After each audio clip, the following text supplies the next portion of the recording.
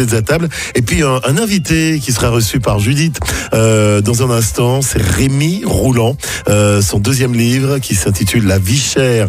Tous responsables, il est grand temps d'arrêter. Ce n'est pas le prix, le vrai problème, c'est ce qu'on a accepté c'est qu'on a accepté de le subir. Vous en saurez plus sur cet ouvrage d'ici quelques bonnes minutes avec Judith et son invité. On est content de faire la route avec vous ce midi, là où vous êtes. Profitez de la vie, vous êtes sur RCI. Bonjour à tous, il est 12h24. J'espère que vous avez passé un bon week-end. Alors pour les vacanciers, je pense que ça s'est bien passé. Pour ceux qui travaillent encore, là aussi, j'espère que vous avez passé un excellent week-end. Et peut-être que les vacances approchent à grands pas, en cette période du 15 août. C'est une date où il y a de nombreuses fêtes patronales un petit peu partout sur notre papillon. C'est l'occasion de se retrouver en famille, de passer un bon moment, de s'enjailler, de s'ambiancer. Bref, du partage, de la bonne humeur, de la joie. Voilà pour ces vacances. Je salue Joé, Jacques Écrétide. Il a une magnifique casquette aujourd'hui. Il est tout de blanc vêtu. Voilà, ça me fait penser à un super événement qui s'est passé également ce week-end. C'était samedi soir, la soirée Carré Blanc qui a bien répondu à toutes les attentes. Très belle organisation. Bravo bien sûr à toute cette team. Un petit coucou également à Yvon qui lui a opté pour une couleur vitaminée de l'orange aujourd'hui. Allez, nous allons sans plus tarder donner la parole à notre invité. Il s'appelle Rémi Rouland. Il en est à son deuxième ouvrage, un premier ouvrage qui parlait vraiment de lui et surtout une façon de faire attention aux relations toxiques et surtout comment s'en détacher. Mais là, Rémi Rouland passe à un tout autre sujet, la vie chère, tous responsables. Il est grand temps d'arrêter. Rémi, bonjour. Bonjour tous les auditeurs et auditrices. Alors, plutôt fructueux en ce moment.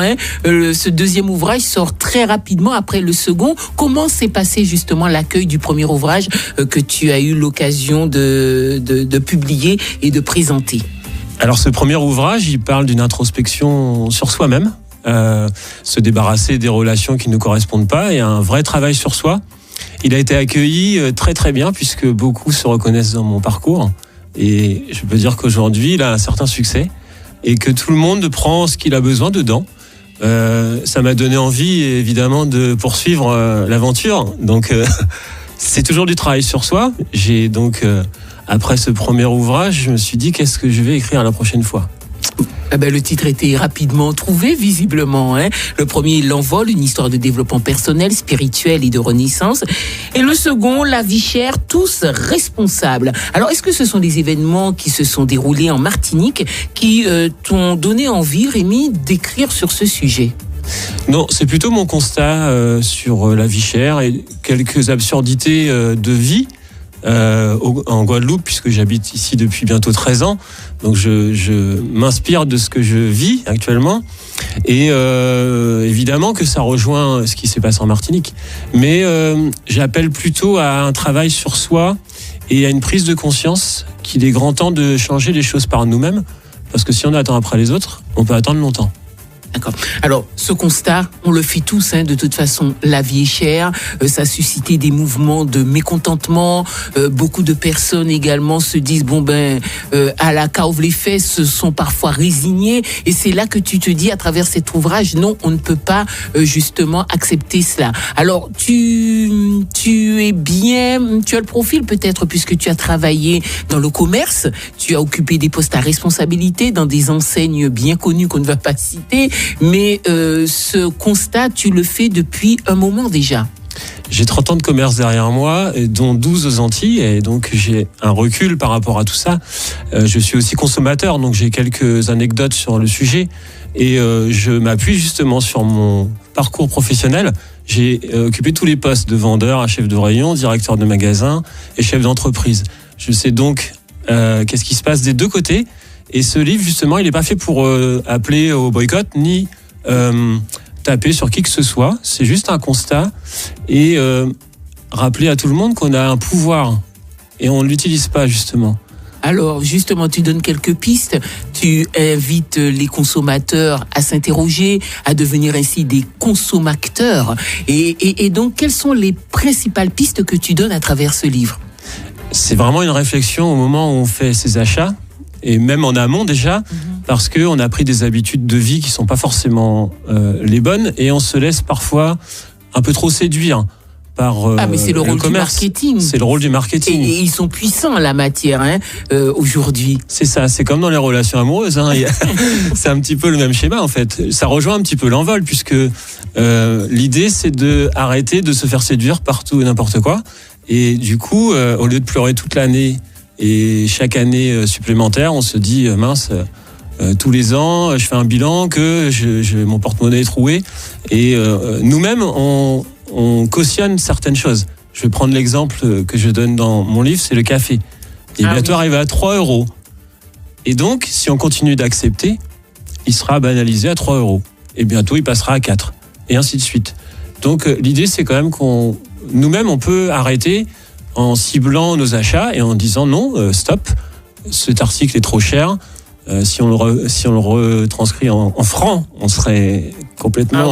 On n'aurait jamais acheté à ce prix-là. Exactement. Et donc, tout a suivi, en fait. Le transport, l'alimentation, les forfaits, les abonnements, tout a augmenté. Et je trouve que depuis le passage à l'euro... c'est ce que j'allais te dire. Dès les premières pages de ton livre, en fait, tu désignes le principal coupable. Enfin, un principal, entre guillemets, un coupable. C'est depuis que nous sommes passés du franc à l'euro, eh bien les prix ont été exagérés. C'est ce que tu dis dans ton livre. Tout à fait, parce qu'on a perdu les repères en fait du franc. Voilà. Alors, un euro, c'est pas un franc. Exactement. Et en fait, dès le passage à l'euro, on a été complètement, que ce soit le commerçant ou le consommateur, complètement déstabilisé par ce chiffre qui a été réduit quand on le regarde, mais en termes de valeur, c'est énorme. Et donc, alors je ne parle pas d'il y a 25 ans, je fais référence à ça, mais aujourd'hui, on a le pouvoir de pouvoir faire mieux quand même. Et à chaque chapitre, je me permets aussi de soulever un problème récurrent. D'accord, un des problèmes récurrents de Guadeloupe. On reviendra dans quelques instants sur cet aspect. D'accord. Dans la construction de ton ouvrage, à chaque fois, à la fin, il y a ce qu'on pourrait appeler une sorte de petit bonus pour donner des éclairages, quelques pistes aux auditeurs. Pourquoi tu as tenu à faire justement à la fin de chaque chapitre, ce bonus filtre ? Parce que tout simplement, j'aime bien quand j'écris que l'on comprenne ce que je veux transmettre. Et si le message n'est pas bien transmis, ça ne sert à rien d'écrire. Donc, à chaque fin de chapitre, je fais une synthèse et je donne quelques pistes pour qu'on puisse appliquer ce que je mets en lumière. Ce que je rappelle, je mets en lumière, ce n'est pas un livre qui dénonce, c'est une mise en lumière. Alors, autre chose également, donc on va prendre par exemple à la page 57, tu fais un petit coup de gueule, tu fais ensuite un constat qui dérange, et en bonus, voilà, donc résultat des comptes, tu fais même des calculs très précis pour qu'on sache où on en est. Est-ce que quelque part, à travers ce livre, tu aides les gens aussi à gérer au mieux leur budget? C'est-à-dire que si tu as 100 € de budget, tu ne vas pas en dépenser 200 parce que, est-ce qu'il y a cet aspect-là que tu as aussi mis en évidence dans ce livre? On aurait, pour certains, ne généralisons pas, à vivre au-dessus de ses moyens. Oui. Et tu fais bien de préciser, ne généralisons pas, parce que ça ne concerne pas tout le monde. Il y a des gens qui savent gérer leur budget. Et ils le font très bien. Et ils le font très bien, heureusement. Et en fait, j'amène à cette réflexion, justement, de aligner ses valeurs et son budget à la consommation. C'est-à-dire qu'on ne peut pas dépenser 3 000 € par mois si on gagne que 2 000 € par mois. Alors, c'est sûr, quand on a un revenu conséquent, on peut se permettre de dépenser plus que d'autres. Sûr. Mais quand on a un budget restreint, on fait attention. Et c'est là où, justement... Mais même qu'on a un budget conséquent aussi. Parce que parfois, on se dit oui, on en a, et puis on se rend compte qu'on dépense assez rapidement. L'important, c'est de savoir bien correctement l'utiliser. C'est ça. Et la vie est chère pour tout le monde. C'est-à-dire qu'on ait le budget ou pas, il y a un constat actuel, et je pense que là, ces derniers mois, je trouve que ça a vraiment encore pris de l'ampleur. Et c'est pour ça qu'il est grand temps d'arrêter. Il est grand temps que tout le monde se réveille, non pas par la violence, ni par des mauvaises actions. Ça ne sert à rien, c'est pas par ce biais qu'on va y arriver. C'est par notre pouvoir que l'on a. On a le pouvoir d'achat, et on a le pouvoir de non-achat. On va marquer une pause musicale. On va écouter Princess Lover et tu vas nous donner quelques pistes selon Rémi Roulant pour les attitudes à adopter pour qu'on ne se retrouve pas à la fin du mois une main devant, une main derrière. C'est ça.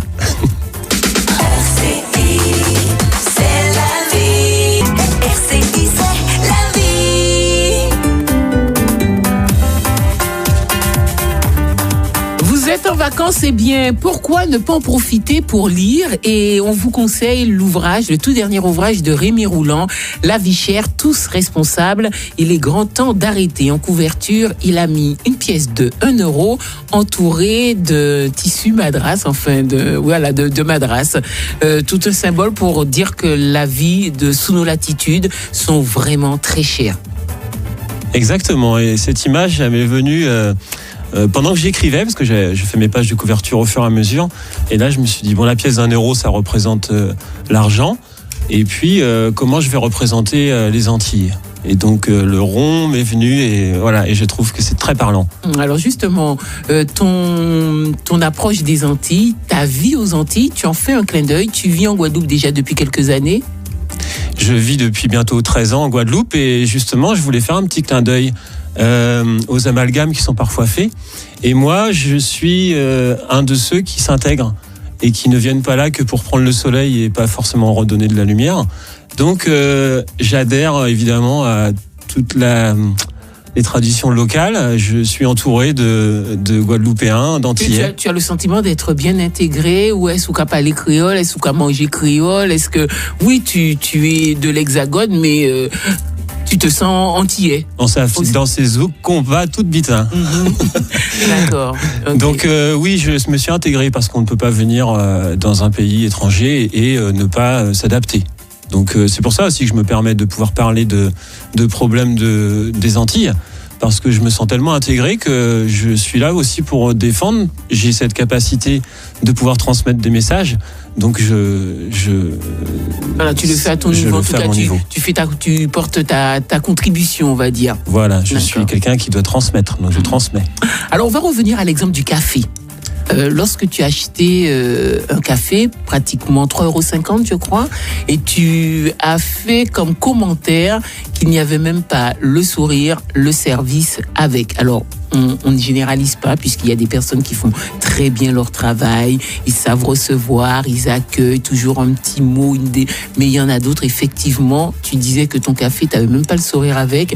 Alors du coup, le payer à ce prix-là et ne pas avoir le minimum à côté, non merci. C'est ça, c'est tout un ensemble en fait. Donc on doit être bien accueilli, on doit être accueilli dans la propreté et puis dans un bon accueil. Donc ça veut dire que comme tu dis, c'est pas généralisé, mais dans certains endroits où on est au service du client, il n'y a pas toujours cet accueil. Mais aussi parce que les personnes qui sont là, derrière un comptoir, ne sont peut-être pas à leur place, sont peut-être mal payées, ont peut-être des rapports compliqués avec leur direction, et peut-être que la personne qui est en train de servir le café devrait plutôt être fleuriste, mais elle n'a pas assez travaillé sur elle pour savoir. Et donc chacun a une place en fonction de ce qu'il est. Alors donc du coup, la vie chère a des répercussions sur tout là du coup, le service parfois, mais ce n'est plus une excuse. C'est pas une excuse, voilà, c'est pas une excuse pour mal accueillir les gens, puisqu'on paye déjà cher. Donc si en plus on a ce phénomène, ça aggrave encore plus, et après on est aigri toute la journée. Dès le matin, si au café tu as déjà eu ton lot d'agressions, voilà, c'est pas bon. À la page 43, tu abordes le sujet dont on parlait juste avant de marquer la pause, la décision d'achat. La décision d'achat, c'est chaque consommateur qui l'a. Et est-ce que tu as le sentiment que ce pouvoir, cette décision d'achat, il le met souvent, il l'utilise à bon escient? Non. Tout simplement parce que parfois on fait un choix d'achat parce qu'on est là, à cet endroit-là, à ce moment-là, et qu'on a peut-être l'habitude de passer par là. Et moi-même, maintenant, je fais attention. Je me suis fait un barème moral. Par exemple, un pain au chocolat. Je refuse de le payer 1,90 €, comme j'ai pu le voir encore ces derniers jours. Pour moi, un pain au chocolat, c'est 1,40 € maxi. Et donc, quand c'est au-dessus, je me refuse de l'acheter. Si je trouve ailleurs, tant mieux. Sinon, tant pis. Et si on faisait tout ça... Tu vas t'en passer quoi? Je vais m'en passer parce que si je l'achète, je cautionne finalement. Et la personne qui le propose pense que c'est validé. D'accord. Quelque part, il y a des achats plaisir, compte tenu dans la société dans laquelle nous vivons actuellement, avec son lot de stress, de soucis, de belles choses, mais des choses un petit peu moins drôles, moins reluisantes. Est-ce que justement le fait d'acheter, ça vient aussi combler un manque? On dit que certains ont les gestes d'achat compulsif pour combler un manque, une insatisfaction. Est-ce que dans ton ouvrage, tu tiens compte de cela? Alors oui, c'est un ouvrage de développement personnel, même si je parle de la vie chère, mais il y a un rapport justement entre ce mal-être que certaines personnes peuvent avoir, et on en compte quand même un certain nombre.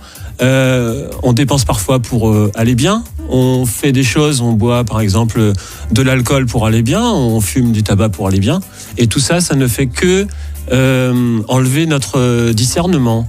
Et du coup, c'est ce que je mets en avant beaucoup dans ce livre, c'est que nos comportements dépendent de notre état d'esprit. Et quand on se sent pas bien, on adhère à tout ce qui se propose. Et là, on fait du gaspillage. Et j'ai même mis un espèce de calendrier où j'ai répertorié toutes les fêtes, tous les événements, mois par mois. Et il y en a. Tout est bon dans le calendrier pour faire la fête. Il ne s'agit pas de vivre en ermite et de ne pas consommer, mais on ne pourra pas. Ça, plus mesuré, disons. D'accord. De façon beaucoup plus mesurée.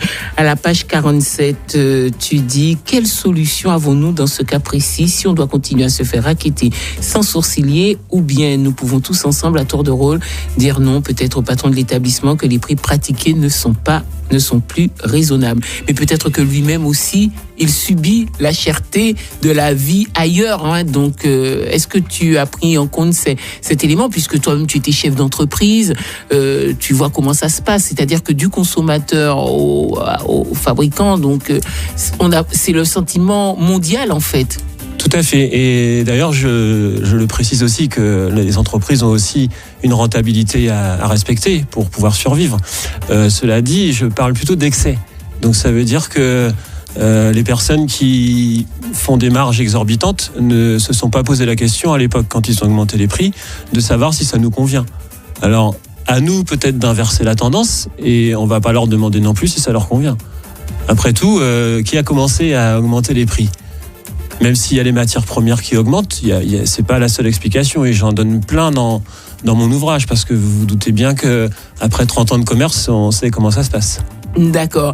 Alors, autre chose, lorsqu'on fait ses courses, lorsqu'on va faire un acte d'achat, il y a une question qu'on doit systématiquement se poser.